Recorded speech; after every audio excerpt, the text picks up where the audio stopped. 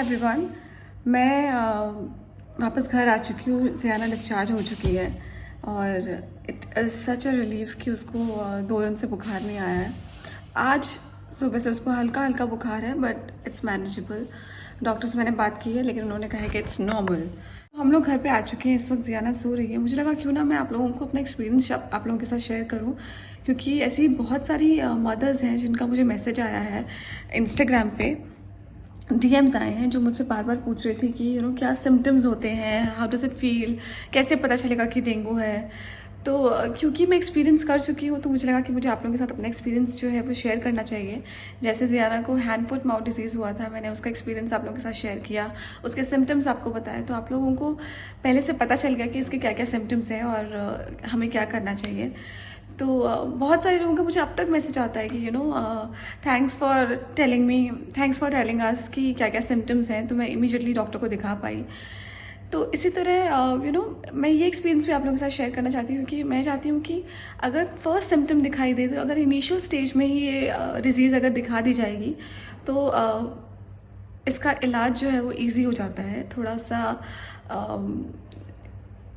हम जल्दी treatment start कर सकते हैं। तो हम लोग, जैसे कि आप सब जानते हैं कि हम बीकानेर से निकले थे और मैं भीलवाड़ा आ रही थी। भीलवाड़ा से 2 दिन बाद मेरी उदयपुर से फ़्लाइट थी मुंबई के लिए। तो सब कुछ प्लान था। मैं भीलवाड़ा पहुंची हूँ रात के 1:30 बजे और सुबह 5 बजे ज़ियाना को बहुत तेज़ बुखार था। मतलब पिछले 11 महीने में ज़ियाना को इतना तेज़ बुखार कभी भी नहीं हुआ। तो वो बुखार, जब मैंने ज़ियाना को हाथ लगाया तो मुझे लगा ओ गॉड, इसको इतना तेज़ बुखार है। और उसके साथ साथ उसका फेस जो था काफ़ी रेड हो गया था। तो इमीडिएटली हम लोग डॉक्टर को दिखाने के लिए गए। तो डॉक्टर ने देखा और उनको ऐसा लगा कि शायद डेंगू है, क्योंकि उसका फेस काफ़ी रेड हो रखा था। तो उन्होंने बोला कि रेडनेस को देख के लगता है कि डेंगू है, पर मैं आज टेस्ट नहीं करूँगा क्योंकि अगर हम इमीडिएटली टेस्ट करते हैं तो वो पॉजिटिव नहीं आता है। तो 24 आवर्स के बाद ही आपका टेस्ट हो सकता है। तो हम एक दिन पूरा हम उसको पैरासीटामोल देते रहे लेकिन उसका बुखार नीचे नहीं उतरा और उसकी हालत बहुत ख़राब थी। मतलब इतना तेज़ बुखार था, मुझे याद है मैं 24 घंटे में उसके पास बैठी हुई थी कि पट्टी कर रही थी, सब किया, लेकिन उसका बुखार नीचे नहीं उतर रहा था। नेक्स्ट डे अर्ली मॉर्निंग हम लोग टेस्ट कराने के लिए गए और टेस्ट 1.5 घंटे बाद जो रिपोर्ट्स आई तो पता चला कि उसको डेंगू है। It was very heart breaking. मैंने सोचा भी नहीं था कि इतनी छोटी बच्ची को डेंगू हो जाएगा। और जब डेंगू बड़ों को भी होता है तो it's very difficult, it's very painful, it's very draining. पूरी एनर्जी आपकी ड्रेन हो जाती है क्योंकि आपके प्लेटलेट्स कम हो जाते हैं, काफ़ी कुछ हो रहा होता है बॉडी के अंदर। तो बड़े ही जब हैंडल नहीं कर पाते, तो एक छोटी सी बच्ची 11 महीने की, डॉक्टर ने बोला इमीडिएटली इसको एडमिट करना पड़ेगा। मुझे समझ नहीं आ रहा था कि मैं क्या करूं, कैसे, लेकिन ट्रीटमेंट ज़रूरी है तो हम लोगों ने इमीडिएटली उसको एडमिट किया। एडमिट करते ही first thing they did was cannula लगाया उसको। कैन्यूला मैं क्योंकि मुझे लग चुका है अपनी प्रेगनेंसी में, अपनी डिलीवरी के टाइम पे, तो मुझे पता है कि इट्स सो पेनफुल। मतलब मुझे ऑपरेशन नहीं याद है, मुझे कुछ भी याद नहीं है मुझे, लेकिन मुझे कैन्यूला अच्छे से याद है। और जब वो निकाला भी था तो मतलब कई दिन तक उसका स्वेलिंग मेरे हाथ में था। और एनीवे, ज़ियाना बहुत स्ट्रॉन्ग बच्ची है, उसने बहुत ब्रेवली इस चीज़ को हैंडल किया। उसने कैन्यूला लगवाया और उसका ड्रिप स्टार्ट हुआ। लेकिन ड्रिप जब वो सो रही होती थी तब हम उसको ड्रिप लगा पाते थे, क्योंकि जागने के टाइम वो काफ़ी हिलती है तो डर लगता है कि निकाल लेगी या कुछ हो जाएगा। तो जब वो सोती थी तो हम उसको ड्रिप स्टार्ट करते थे। बाकी उसी कैनुला में से उसको इंजेक्शंस लग रहे थे every time and I used to hold her tight for her injections. मैं जानती हूँ कि मैंने अपना दिल कितना स्ट्रॉन्ग किया था कि मैं ये कर पाऊँ। और ये एज अ मदर मेरे लिए बहुत डिफ़िकल्ट था। एवरी टाइम जब उसको इंजेक्शंस लग रहे थे, एवरी टाइम जब उसका ब्लड टेस्ट हो रहा था, ओ गॉड, छोटे बच्चों का ब्लड टेस्ट बहुत डिफ़िकल्ट होता है। फर्स्ट डे जो हमने ब्लड टेस्ट किया था तो वो सिरिंज से इंजेक्शन से निकाल लिया था उन्होंने, लेकिन उसके बाद में नेक्स्ट 2 डेज़ उसकी वेन्स नहीं मिल रही थी।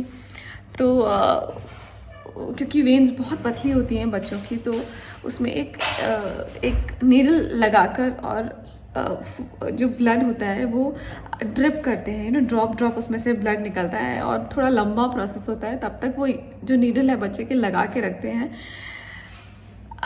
एवरी टाइम जब उसका ब्लड टेस्ट हो रहा था, I was crying like a baby, it was the most difficult thing. But Ziana, she's an angel, she's a very brave girl, she's a strong baby.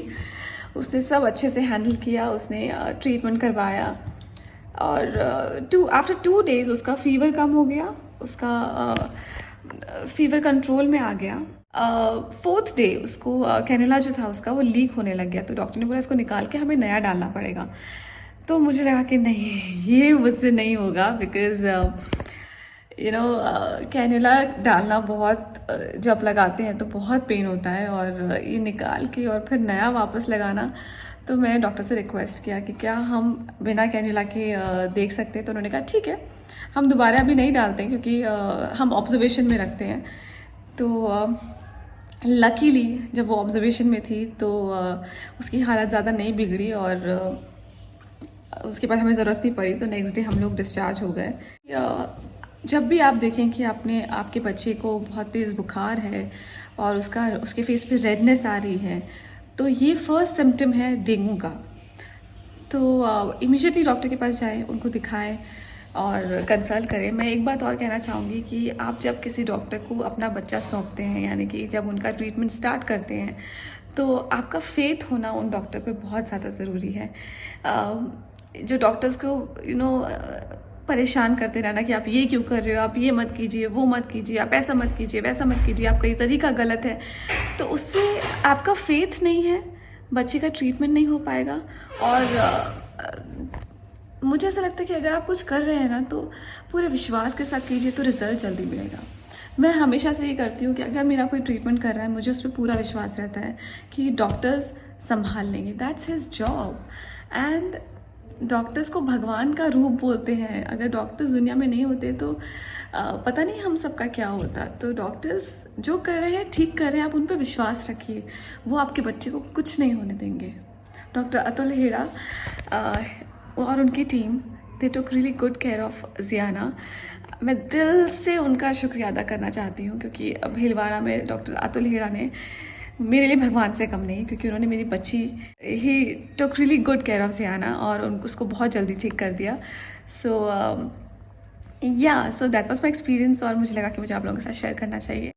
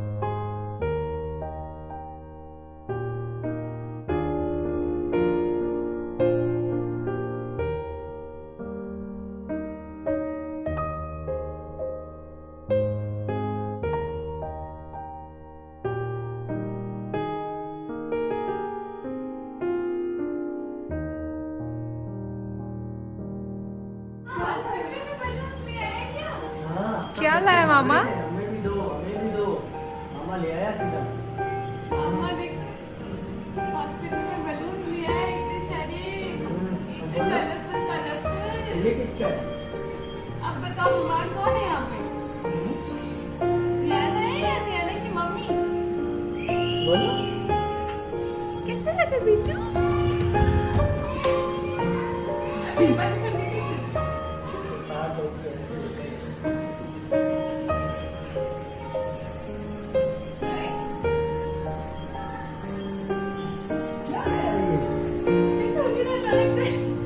एकदम से उठ गई। पसंद है क्या आपको ये? और अभी मामा उसके लिए बलून्स लेकर आया है हॉस्पिटल में। इतना सैड बैठी हुई थी, अचानक से उसने बलून्स देखे तो उसकी आई जैसे ब्राइट हो गए। मामा तो ऐसे ही है।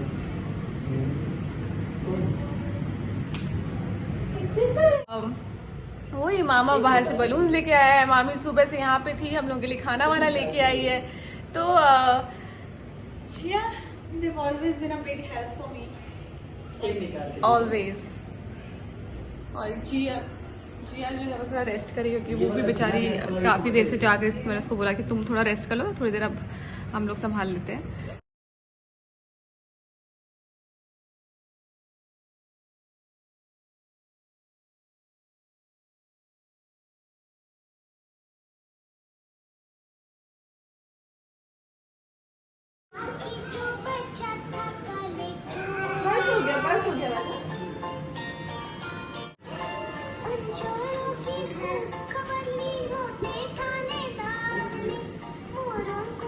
बस हो गया। ये देखो मेरा स्ट्रॉन्ग बच्चा, इतना बड़ा इंजेक्शन लगा था अभी। तो उसका फीवर जो है वो कम नहीं हो रहा है, तो उसके लिए उसको इंजेक्शन लगा।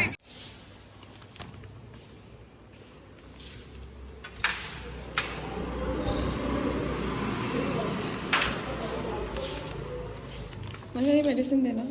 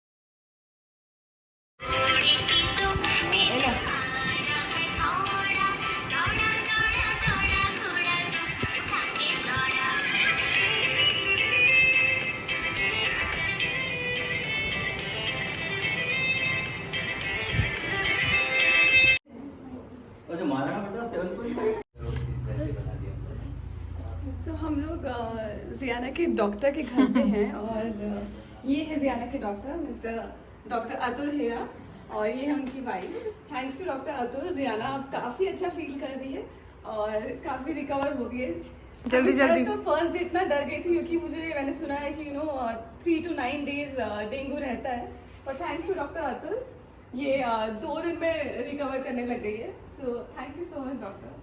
Thank you. सही कहते हैं कि डॉक्टर्स जो होते हैं वो भगवान का रूप होते हैं, क्योंकि अगर डॉक्टर्स नहीं होते तो पता नहीं क्या होता। It's attendance faith which make us feel good. Actually. Thank you so much. ये 2 दिन पहले ये बच्ची 2 दिन पहले से स्माइल करना छोड़ दिया था इसने, फाइनली थोड़ा मस्ती करने लगी है, all because of him.